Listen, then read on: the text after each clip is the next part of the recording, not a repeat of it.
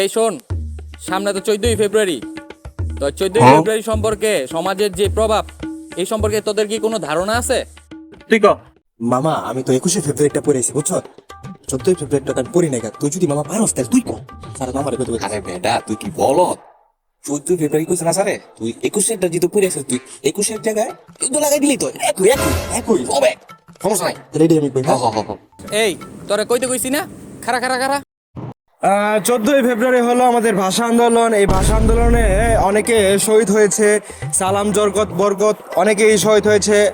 নাজিম, সজীব, অয়ন, বাশার, নুসরাত, ফারিয়া, তাসলিমা সবাই কম বেশি শহীদ হয়েছে। এই তাদের জানের বিনিময়েই আমরা এই দেশকে পেয়েছি, এই দেশকে আমরা ঠিকমতো পেয়েছি। হ্যাঁ, এই 14ই ফেব্রুয়ারি উপলক্ষে 1971 সালে বিশাল বড় এক যুদ্ধ ঘটিত হয়। এখানে অনেক মানুষ প্রাণ হারায়।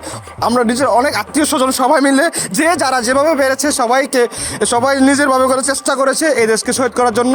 আর আমার মতামতে ইহাকে 14ই ফেব্রুয়ারি বলে, আর এটাই আমার মতামত।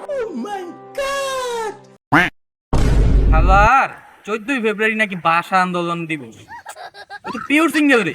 না না, ওরা লই যা লই যা লই যা।